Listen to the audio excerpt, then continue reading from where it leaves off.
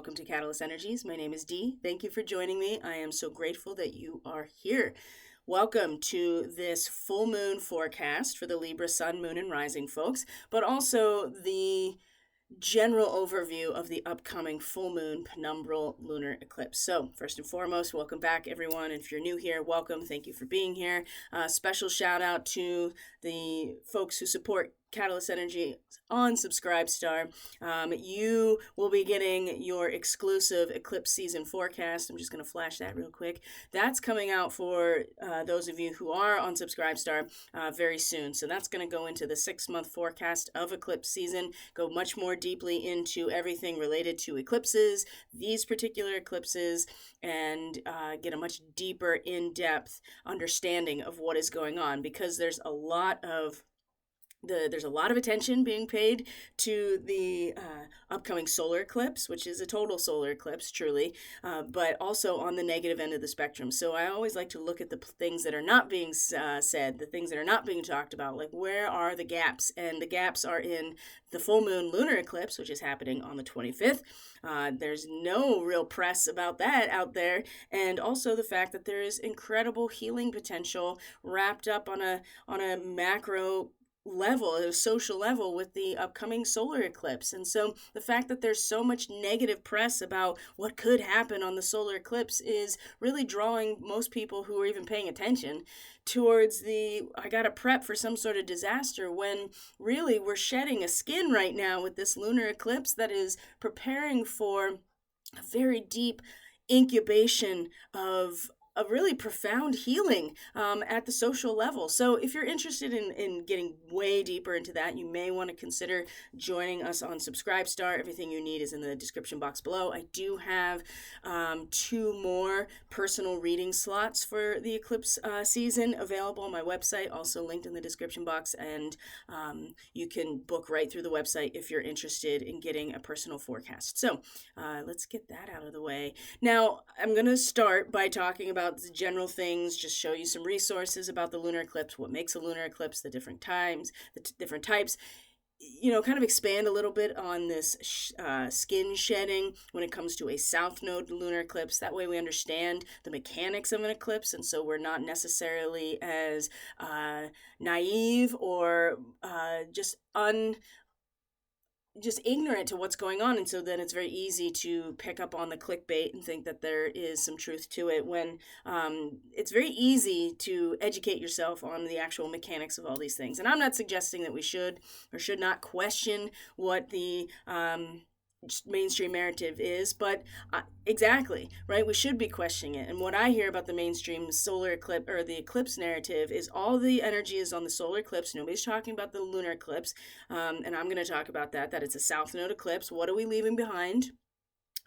What are we shedding away? Something that we have that has been like a tether to our sanity is my guess, but that doesn't mean that that there isn't something brand new coming around. And that's the whole point. It's a healing, and it's going to take some time. And eclipses represent the interaction of the unconscious and the soul level on what otherwise is much more of a personal, individual process of the sun and the moon in their monthly cycle. So we'll talk a little bit about that, but then part 2 is going to be the forecast for the Libra Sun, Moon, and Rising over the next 2 weeks, right? From full moon up to new moon. And I do those twice a month, every month, for whatever sign the new and full moon are in. So Libra, lucky you. I mean, you really are the representative in your personality, how you express yourself. If you're a moon in Libra, your emotional landscape. What is an eclipse of the moon? Well, the moon is distorted by the shadow of the planet, because the Earth is between the sun and the moon, and it's the opposition where you get the full moon, that you get the full illumination of the side of the moon facing us. So we go through the penumbra, which is the outer shadow. So you can see here that the penumbral lunar eclipse is not as dramatic as maybe a total lunar eclipse or a partial, right? It kind of just looks somewhat the same. It'll be, but there will be a shadow. There's a distortion. And often, if not all the time, when we have a lunar eclipse, or I'm sorry, a full moon, right? Something is illuminated illuminated into our consciousness that then we have to objectively apply for the rest of the lunar cycle, right? It's a beginning in conscious awareness with the full moon, but because it will be slightly distorted by the shadow of the planet, we have to accept that whatever that full moon represents, we might feel it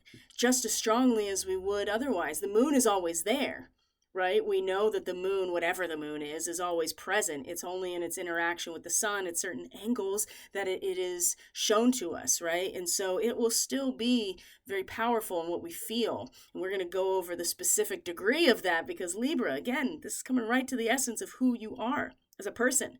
So this eclipse is going to be a big skin shedding for everybody, but for the Libra and Aries people, it is right into your personality, right? The seed point of this personality in this lifetime. So lucky you, you're our representative for this month. So let's move on. So first and foremost, let's look at what's actually happening with a lunar eclipse. So what I'm going to do is we're going to bring up a web page, a website really that I use a lot for a number of things called timeanddate.com, right? Time and date are one word, timeanddate.com. So all things, time zones, calendars, weather, space weather, right? You can see the menu up top. Well, we're looking at the map of the Penumbral lunar eclipse on March 25th, which is tomorrow as of this recording. So when we get to the astrology part, we'll look a little bit about what's happening today on the 24th. And I would encourage you, if you're not already familiar or tracking things like the solar weather, we're getting pummeled right now. I know for me personally, I slept a lot yesterday. I took big naps in chunks all day, knowing it was really my only day off. And then in retrospect, there's a big X-class flare, there's a proton storm that's happening, and then we're getting geomagnetic unrest. There's a coronal hole. So if you're not familiar with these terms or what any of it means, I mean, I can make suggestions. I often post things on my social media, on Telegram in particular, from Catalyst Energies, and that's linked in the description box. I post a lot of stuff that's space weather oriented because I have a little bit of a background. I understand it. I've endeavored to understand it. And the space weather and the solar weather, since we are talking about the relationship with the sun and the moon and the nodes of the moon, that's what makes eclipses, we're really getting we're getting a lot right now. And so if you do feel extra tired, stay hydrated, maybe more than you normally would, to make up for the fact that we are, our magnetic fields are working overtime to help buffer while the planet's magnetic field is weakening, we can at least try to do our best to bolster ours so that we can withstand the impact of this, all this different solar wind and coronal mass ejection coming straight at us from an X-class flare. Like, it's going to be a big wave. So, but here's the map of the full moon lunar eclipse, right? You see the path of where the shadow is going to be cast. And it's a lot of the Western Hemisphere, if I have to say. So you can go to timeanddate.com and you can look at all kinds of stuff. I want to show you an animation of what it actually looks like when we have a penumbral lunar eclipse passing, the penumbra, the Earth's outer shadow is passing over the moon, as you can see. And it shows you what time it's happening, right? It's going to be happening very early tomorrow morning here on the East Coast, depending on where you are on the planet. It's going to happen at a different time, but we're pretty much getting there. So the moon has gotten very bright. Like, I certainly have been getting beautiful views of it as well, just with how big and bright it really is. So it will be in the sign of Libra. That is tropical or Western astrology, just so we can clear this up here, which is different than sidereal astrology, which is in reference to the actual positions of the fixed stars and the constellations. These are different schools of astrology, different formats of astrology that are looking at things in a different way. And so, yes, the sun and moon are in the constellation of Pisces right now, but they are in the zodiac signs of Aries and Libra in terms of the full moon lunar eclipse. Now, the eclipse the solar eclipse, the moon and the sun will be together in the constellation of Pisces. It will be at the zodiac degree of Aries. And that's something else I'm going to go into in my eclipse forecast for the subscribers. So you don't want to miss it. I might try to put something out because the lack of knowing and learning, being conditioned not to even trust your own senses. Like, you'll be able to go out and look at the eclipse, or go out on a regular basis and be able to track what's happening. I mean, people are so easily fooled into thinking that something is out of place when it really isn't, because they have no experience actually going out and looking. So it doesn't mean that there's things not awry. There's definitely things awry.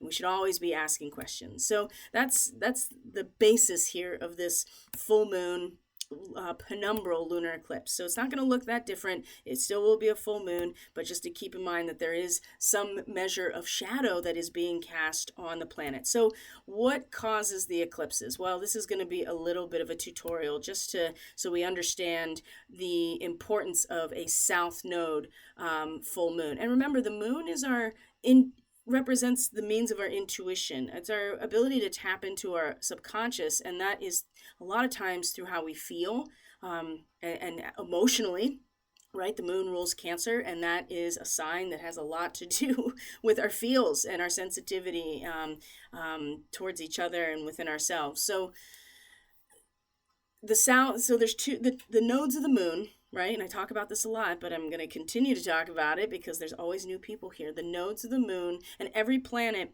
has nodes. Every planet has an ascending node and a descending node, which is the point where its orbit crosses our ecliptic plane, our orbit around the sun, right?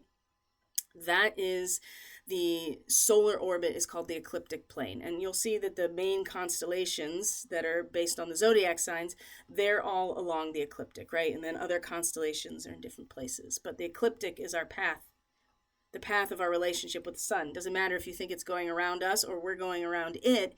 It doesn't matter. It's about the relationship, and we can observe that relationship with our own eyes. So I guess unless you believe that it's all just like a planetarium, in which case I don't know how you would get yourself out of that. So that's a topic for, one of our private Telegram calls. You know what I mean? We'll just go way into the weeds on things like that. So the moon also has its own orbit around the planet, and then the points where that orbit crosses the ecliptic plane, there's 2 points called the ascending node and the descending node, or Rahu and Ketu. They represent the head, the north node, and the tail of the dragon. So these little doodads in an astrology chart, this is the south node and this is the north node. So when the sun and moon come into their conjunctions or their oppositions in the sky, and we get a new moon and full moon, when that happens at the position of the moon's nodes, we get an eclipse, right? Because not only is the sun and moon lined up longitudinally, they become lined up in their latitude as well, and that's why it completely blocks it out. So, or whatever, the shadow is cast. In the case of the solar eclipse, it will be total. And if you've never been in a total solar eclipse, I mean, it does completely block out the light of the sun. Everything gets dark, it gets cold, all the animals go into, they get very confused and they go to roost for the evening. It's very strange. And you can see that it's not that it's unnatural when you understand the mechanics, but it also has this momentousness to it. And it does. Astrologically, you're talking about unconscious soul drives that are taking us into deep hibernation for the next 6 months. So also, we'll talk about the eclipse season that is finishing up, that we had, that has been taking us through the next 6 months. That's something else we're going to talk about on that eclipse season forecast. And if you got a personal forecast, that's also something we would look at the previous cycle, how it's wrapping up now, and how that influences the next one. So in terms of the Libra, sun, moon, and rising people. So I'm going to put your glyph up here so we now know that we're at part 2. But we're at a south node in eclipse.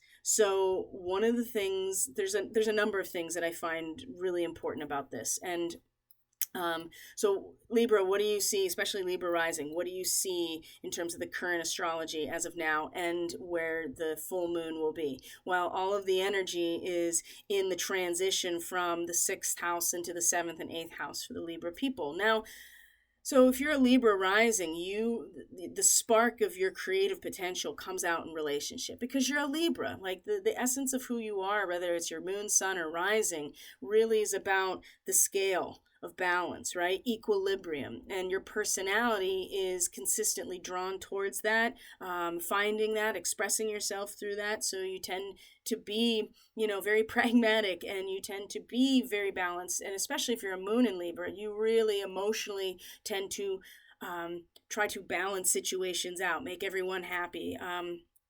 And there's a sense of fairness and justice that really exudes from Libra people, right? And there's a sweetness because you are ruled by Venus. And we are going to look a lot at what Venus is up to in these next 2 weeks because she's actually very busy in Pisces. So the transition, Libra, is from the Pisces, which is your sixth house, your house of getting your shit together, right?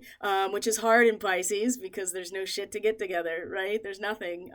But it's about the transcendental, humanitarian, broad spectrum experience of oneness. And that is the work for the Libra people. Because here's the thing about Libra. It has it's ruled by Venus, who is very physical, right? Electromagnetism, and that there is a balance point of for as dynamic as relationships are, always moving, just like the yin and the yang, right? You could look at it that way too. It's dynamic, but for all of the dynamism in those situations, there's always our point of equilibrium. So that's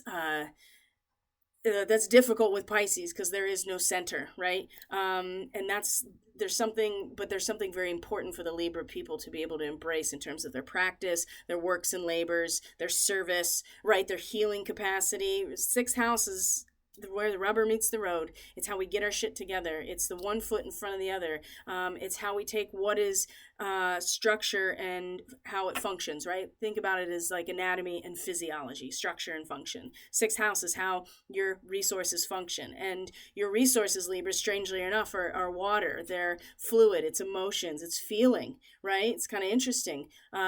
So that's something that's been, and we're going to look at that because Venus is in this house and sign and is going to be very busy over these next 2 weeks. But you also notice that a lot is also going on in the 7th and 8th houses, which have to do with relationship and the resources that are generated in relationships. So the thing is, Libra, because this eclipse is happening in your sign and it's south node, meaning it's the tail of the dragon, right? When a serpent sheds its skin, which direction is it shedding? Is it going off like the front, or is the animal shedding its skin? But if you've ever seen it, right? If you've ever seen a snake or any type of lizard shedding, right? They're pulling out of it from back to front and they're leaving it behind. This is the perfect analogy, number one, for the South Node, which has been in your sign. So Libra, there's so much about who you are and who we've all been at a soul level that really resonates with you. And that's the momentum that is going to push us, right? The tail of the dragon, but it's not meant to be gone toward. It's meant to be left behind, much like the skin that is shedding right now. We're all going through it. And this full moon lunar eclipse is definitely shedding a skin, but we don't really visualizing what the new us looks like, all of us, right? Is a little difficult because these eclipse cycles, like I said, they bury the seeds of growth and intention very deeply. This is at a soul level. It's unconscious, right? Here's the other thing that I feel the need to bring it up. Well, you know what? I'm not going to bring it up. So, because there are certain political, national, sovereign entities who have their rising sign in Libra. And in fact, the South Node was on their ascendant in early October when a major campaign of sorts was initiated in early October. So I'm not even going to bring it up because I've noticed that the algorithm on YouTube has gotten really strict and you can't even bring up certain phrases. And it's been like this for a while. This is a total aside, but just to give you a sense of how cute it is, my mom, she just 2 days ago when I'm telling her about being probably throttled for that vernal equinox video because I, mentioned certain phrases that I wasn't even advocating for necessarily. Can't even talk about it. She was like, "What happened to free speech?" I was like, "That's cute, Mom. And you've made it through all this time, and you still are just like so sweetly asking those questions." And she's like, I just kind of need to put in the back of my mind. And I don't blame her. There's a lot in our family right now that's blowing up right in our immediate faces. So anyway, I just thought it was cute that she's like, "What happened to free speech?" Well, what did happen? Anyway, Libra. The thing is, we're shedding a skin, and it's really going to be like shedding a skin of like identity of who you are, who you've been, without really having a sense of who you're becoming. But you have all of this energy in the areas that are like, well, you have to still condition yourself, right? And you're, especially with the sun in the seventh house like this, I mean, being very identified with the relationship as a whole. I feel like that's going to be very difficult. It's one thing to shed the skin and be like, I'm going to leave this part of myself behind, like I'm ready. And the North Node in particular too is just like, it's about being in attunement with like the natural world. And Libra, because there's this essence of it has to be balanced, right? There has to be a give and take, which means you have to kind of know where you stand and know where you stand in relation to other, right? It's not gonna be easy. Let's just put it that way, because the eclipsed full moon that normally would give you and highlight to you, as a Libra person, it would highlight like, oh hey, this is this part of myself that I see now, and what is time to be left behind. And that's always the case with a full moon. We're figuring it out through the quarter moons, what we have to leave behind. What do we do? This is just that much more intense because the cycle is going to be so much longer term. It's going to be this 6-month portal we're all walking into. In Libra, it's going to affect who you are, who you think you are, who you've projected yourself to be, and also navigating the relationships in and of themselves is going to give you a lot of information. Now, I say that too because Mercury is going to retrograde in Aries, right? And it's going to retrograde on April 1st, which is part of this 2 weeks leading up to the solar eclipse, which is also going to be happening in your 7th house conjunct Chiron, right? The house opposite of you, right? We can't get away from our opposing signs. So even if you're a Libra sun or moon, anything happening in Aries is going to affect you because it provides the antithesis of those experiences. So, Libra, one thing you are really good at, though, is relationship and feeling it out, right? We all know that there's metamorphosis here, that we are shedding a skin big time. And part of that is incredible healing and the opportunity to regenerate into something new.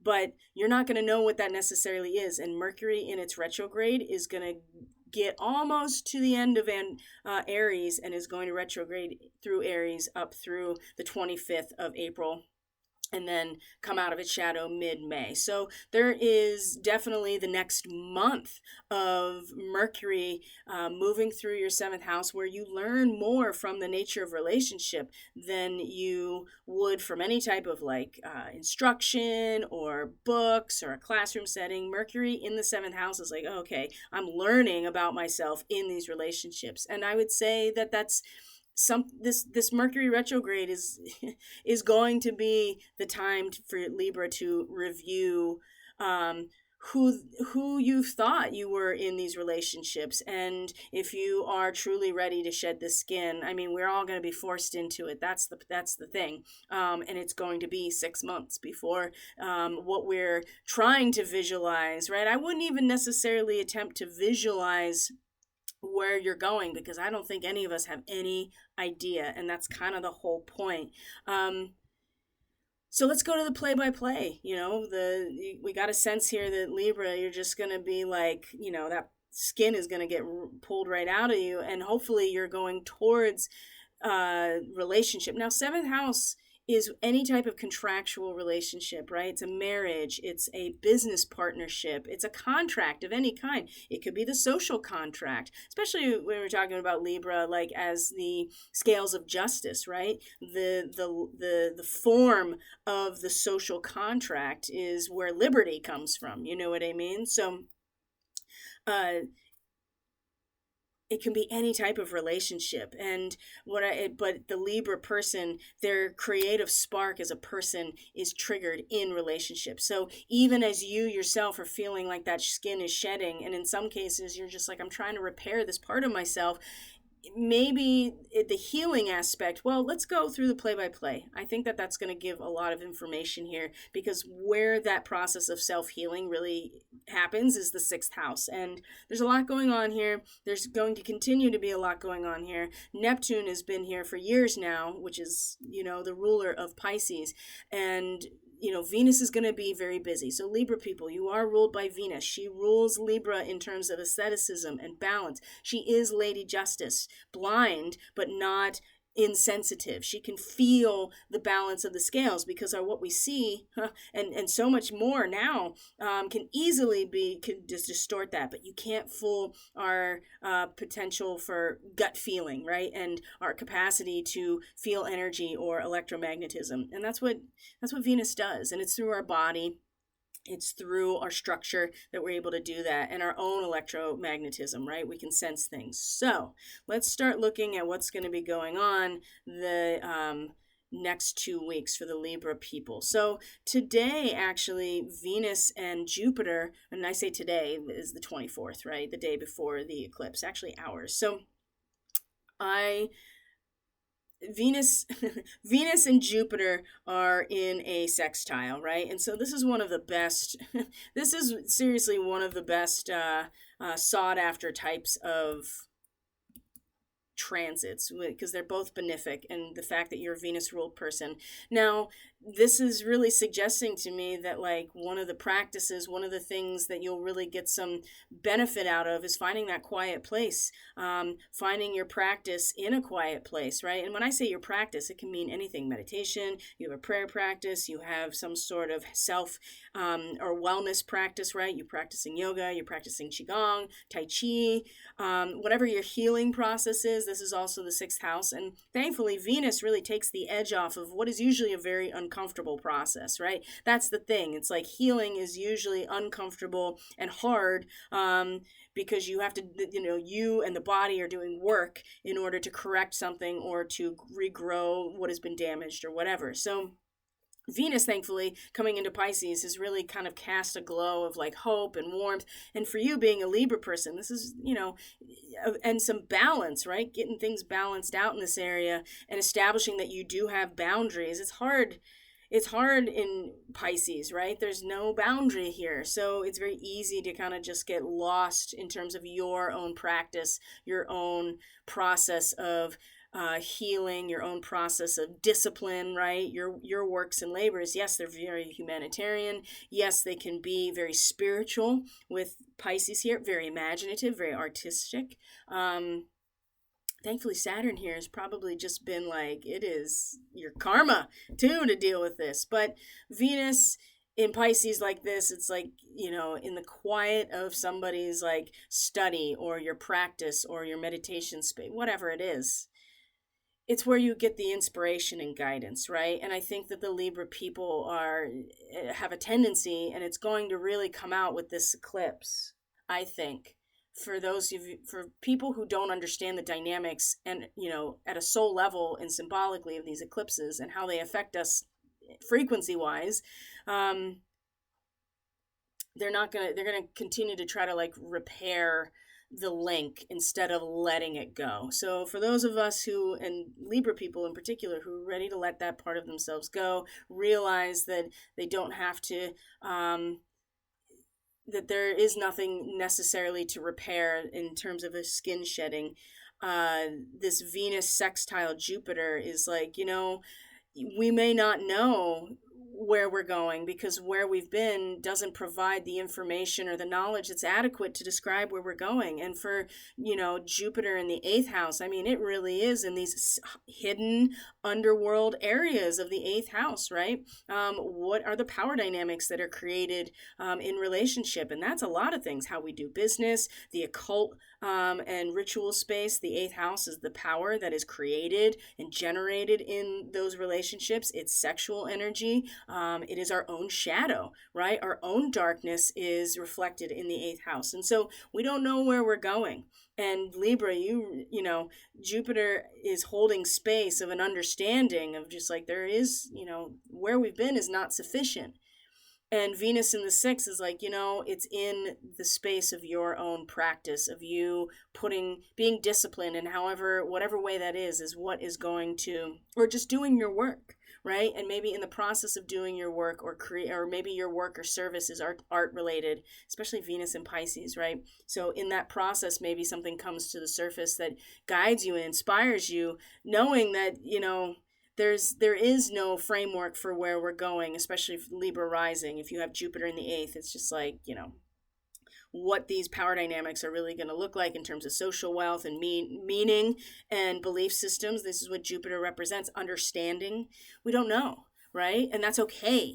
There's nothing wrong with that. I think it's just about having the willingness to shed the skin of old that is really going to create it's not going to create so much, it's going to initiate the release so that newness can come forward, okay? So it's all, of course, all about relationship for everybody, but you in particular. So that's today. And then tomorrow is the eclipse itself, very early in the morning. Here on the East Coast, maybe late in the evening, Sunday night, depending on where you are. And let's see here. There it is right there. So it's going to be, I think, like 3 a.m. Here on the East Coast of the U.S. Yes, there we go. So the full moon, 5 to 6 degrees. Libra people, and anybody really, if you have 5 to 6 degrees in your chart, especially cardinal signs, right? So that's Libra, Capricorn, Aries, obviously, and Cancer. I would pay attention to those things as well. And 6 degrees of Libra is about the need to visualize clearly your dreams and ideals. And this is about you as a person, Libra. So the 6 degrees Aries is about having the emotional desire for concrete and stabilized existence. It's not really, it's very one-sided. It's subjective. I have a subjective urge for inner stability. And for you, Libra, it's in relationship. I have this emotional desire, this subjective desire for stability in relationship. I want to be able to identify myself with the relationship and feel secure. And the full moon, that is slightly distorted because of the eclipse. It's like, well, are these dreams or ideals clearly visualized? Perhaps there are other things going on that are going to need time to work themselves out because it's an eclipse. So Libra, you don't know what's going, but there's what's ahead, right? But at least the sun in the seventh house is really bringing out your sense of creative potential in relationship. I don't think you can even help it, really. So the quincunx, or the in conjunct with Saturn the same day with the moon and with the moon and Saturn is also going to make things difficult, right? It's going to make things difficult in terms of maintaining connection in your relationships. You can have can be emotionally cold. There can be guilt and their fear. And I would say this, has a lot to do with the fact that you have these kind of fantasies about, and they're not negative. They're this sense of like, this is who I want to be. This is the relationships I want to be in. This is the form of relationship. And this is where I find myself truly. And there's nothing wrong with being able to kind of fantasize and daydream about that. Nothing at all. And I feel like that the only thing that's going to be a real bummer is the fact that Saturn at that moment is going to be like, yeah, but your responsibility here, as much as you are visualizing these things, you have to bring your awareness back to where you've been and what out of that you can salvage in terms of your own process. What represents your participation in some, past situations or battles where you found that God's will or the divine source was operating through your mind. It wasn't you. Because even though that there's guilt and there's fear and there's other responsibilities to attend to, and you might feel lonely, you might feel a breakup of a relationship kind of brewing, you might feel an imbalance between your personal and professional life, because Saturn does represent the professional life in your public profile. There's nothing wrong with having these two things, and that's what a quincunx is. Like, how are you going to make the most out of this situation and adjust yourself? And that's what, along with the full moon, there will be this moment of like, you just have to have patience and dedication, which is an incredible sixth house type of thing. Self-control, patience, dedication, trust, and forgiveness as well, right? We all make mistakes, and it's going to be important that we acknowledge them and utilize our function in a different way because of those mistakes, right? And there's nothing wrong with idealizing where we're going to be, but we got to be realistic about how we're going to get there. And that really clear for the Libra people in particular when it comes to relationship. So the moon will move through your sign, it'll move through Scorpio, and then Venus has another aspect a couple days after this. So this is going to be on, let me get my notes here, guys. So this is going to be on the 28th. So let's just go ahead to the 28th. So Venus, again, is going to have another favorable connection to that 8th house energy because she's going to be in a sextile with Uranus. Now, Uranus in the 8th house is shifting the landscape, that is changing power dynamics, how you do business, power dynamics, sexual energy, your own shadow work happens in the 8th house, right? Uranus is doing what Uranus does. And Venus, again, in a sextile to Uranus at this point, so Venus being your ruling planet, it stimulates your need for fun and excitement. And I would say Venus in your 6th house really stimulates your, growth in consciousness in terms of how you bring that about in your own personal life, in terms of, not even personal life, but how it functions, right? And so this can be very artistic, right? Especially Venus in the 6th in Pisces. You could be very creative. You can satisfy your increased desire for something new, and to create something new. I would say that Uranus is moving things around in the 8th house so that we are learning to discern what is actually meaningful to us. And that, I feel like, is going to be, it could be a good change. It could stimulate this need to, trust what is happening within you, right? So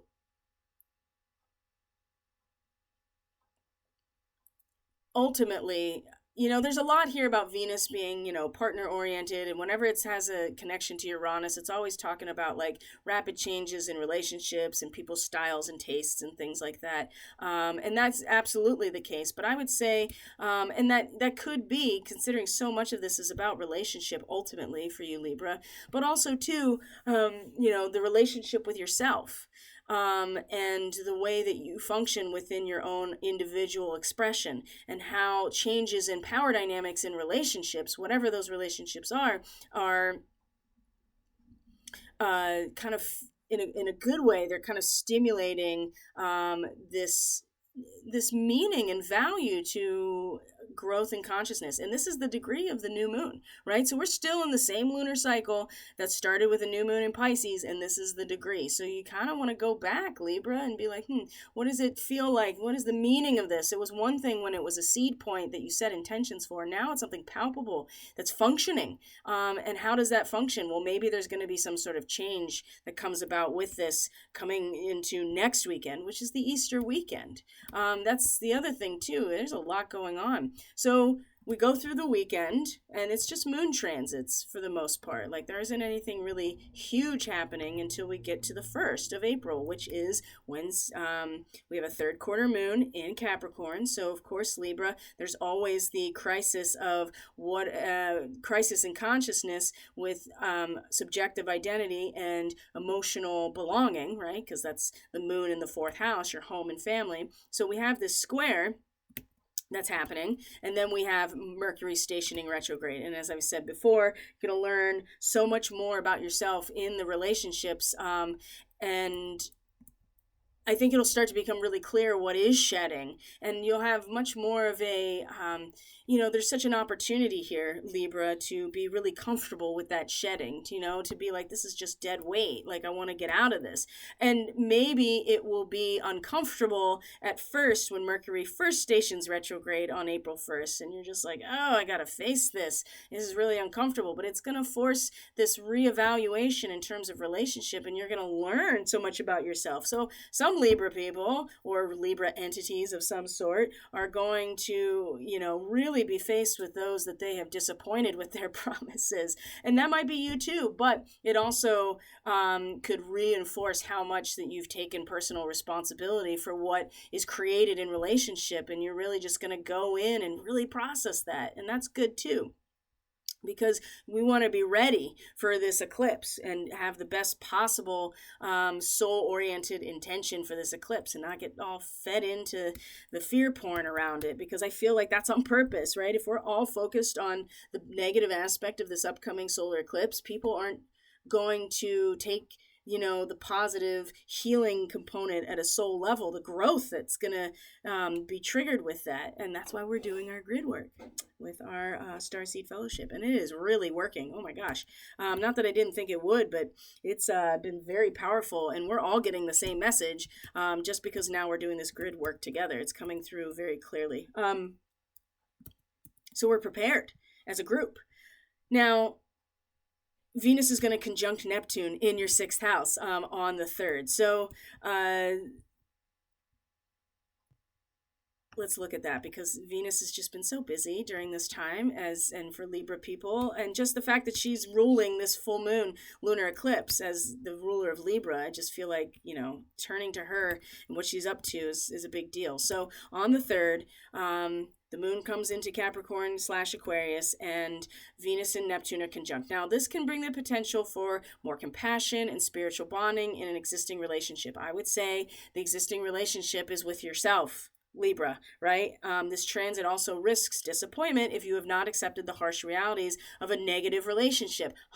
That's very interesting, considering what we've just all been talking about. So it's going to be conjunct almost the last degree of Pisces. And this is about judgment of very exceptional and unusual accuracy, right? You're able to understand the unity in the multiplicity. It's like looking at fractal geometry unfolding in real time, or light breaking through a prism. That's the degree that these two are going to come into conjunction. So a new romance or more compassion and spiritual bonding, but it also, like I said, if you haven't accepted the harsh realities of a negative relationship, it's going to be very difficult for that unusual accuracy of judgment to be able to shine through. However, so there is a tendency to laze about and daydream, especially with Venus and Neptune in Pisces, but this is all the more reason for you to tap into that as a resource of your own process, right? So you're going to be drawn to beautiful things. You're going to want to avoid harsh and aggressive situations. Your level of compassion is very high, and you'll find fulfillment in caring for other people. So there's the service-oriented aspect going along with Venus conjunct Neptune.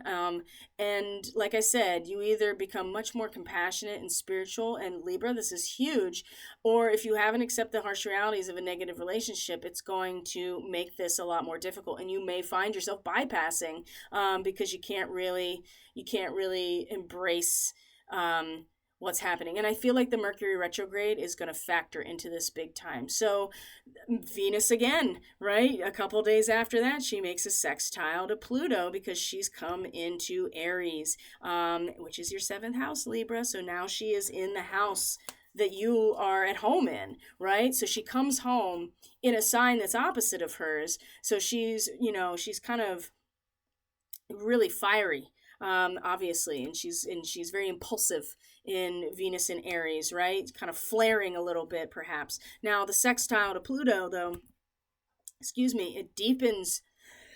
I'm so sorry. It deepens your love interests. Okay, 1 second here, which is kind of perfect that she comes into your seventh house and then immediately has a sextile with Pluto. So Pluto in Aquarius is coming into your fifth house, right? It's going to go back into Capricorn one more time before it comes back out. And I think at that point it will be in Aquarius permanently. So it's in your fifth house of dating and romance and lust and thrill and joy and excitement. Also grief, sorrow, your heart's desire, your passion, your creative self-expression. Pluto here is going to be in this place for a while and is really having you dig deep, right? You access very deep creative wells here. Now, Venus, it's like tapping into this, how you feel and how you express yourself about what Pluto's doing at the collective level. You have this capacity to really deepen a relationship and in terms of the objective way that you can look at it. So an existing relationship can evolve to a much more profound or spiritual level with Venus in this sextile to Pluto. It will, in some cases, it will be because there will be this objective position that you are naturally able to take in your relationships that will shift things around, right? So it can evolve to a more profound or spiritual level. But also secret romances, affairs are also part of this as well. But I would say because of the fifth and seventh house connection, because that fifth house is kind of our lust and our romance and our dating from the individual, right? It's when you are, shining, you're at center stage, right? It's what attracts people to you, and especially talking about Pluto. It's very powerful. So you may have to, there may be an intensity to discover the true feelings of the other person and perhaps even your own true feelings. And again, I would say that is very likely in terms of Venus in Aries, right? Providing the antithesis to the subjective experience, which is completely objective. And in fact, Venus can be completely objective in Libra because she is able to find the balance and not be just, her vision is not factoring into the ability to read the scales, right? To know what is balance. And I think it will come from an objective position. So now she's in this place, and this is where we have, right after this is where we have the eclipse, right? The eclipse that's going to be in a conjunction with Chiron, which is all in your seventh house of relationship. And it's really about turning and transmuting life into love. It's about overcoming crisis through compassion, right? And so whoever you've been, Libra, it's coming off, and it's really this, and it's going to take some time for this new version of you to come forward. But Venus coming into your seventh house and coming into the opposite sign right before the eclipse itself really suggests to me that you're very equipped, and if to handle it, as long as you are learning from your relationships and not afraid to reconsider things or to dive a little deeper into the changes that happen within the power dynamics. That's Uranus and that's Jupiter in your eighth house. So Libra, I'd like to pull a card from you. This is from the Raven's Eye Oracle. This is a deck that I was gifted to me from an actual person whom I met in Seaside, Oregon, went into her shop. So I'll try to link her social media in this video so you can check her out, because it's all her artwork made into an oracle deck, and she has other amazing artwork and these shaman like dolls that she makes intuitively for people that are like talismans in some cases. So anyway, I'll try to link to her stuff. I think she's on Instagram. All right, Libra. Oh, there it is. So we got When the Devil Spoke, Selling Illusions, Lies, Captivation. Ooh. So 3 of them just came out on their own. Celestial Dragon of Justice, Judgment, Universal Order, and Redemption, although it was reversed. So own the mistake, evaluate your morals, karma is served. Ooh. And I'll try to take a photo of these and post them as well on Telegram and on YouTube here. So you might want to get connected on that social media, maybe Facebook too. I might do it on my Catalyst Energies Facebook page. And then a Goblin's Deal, poor choices, greedy, sleight of hand, Libra. Ooh, you have a lot of work ahead of you. This really, and I really struggled, and the cards just did it for me because I do feel like that there's a lot of Libra people out here that have been they have been sold the illusion. They have been captivated by the lies when the devil spoke. And like, yeah, the celestial dragon of justice, there's a lot of dragon energy just in general because of the year of the wood dragon. The nodes represent the head and tail of the dragon, but to have this reversed as well is, again, own the mistake, right? Take the karma as it's served, because as a Libra person, you have no choice but to adjust and to transfigure and reconstruct yourself. And then a Goblin's Deal, poor choices, greedy, sleight of hand. Boy, oh boy. I hope this, and there may be people in your life, Libra, that are have been taken in by these things, and what you need to do is shed the skin of those relationships so that you are not party to them anymore. Just because other people in your life might have bought into the illusion, have been captivated, or they're not owning the mistake, doesn't mean that you have to do those things. Wow, that's pretty intense. But it also very clarifying how important it is that the Libra people shed the skin of where they've been. Oh, that rhymed. So Libra, thank you for being here. I truly appreciate each and every one of you for sticking around and listening to this full moon forecast. If you're still here and you're not a Libra, but you're listening anyway because you want to learn astrology, you're interested in the eclipses, thank you as well for being here. Everything you need is in the description box below. I really appreciate all of you very much. I'll try to get the postings of these cards and link to Raven so that people can see what she has to offer, because these cards are pretty incredible in terms, it's all her own artwork as well. So thank you for being here. I really appreciate all of you so very much. Enjoy the full moon lunar eclipse, of course, and I'll see you on the next video. Take care, everyone.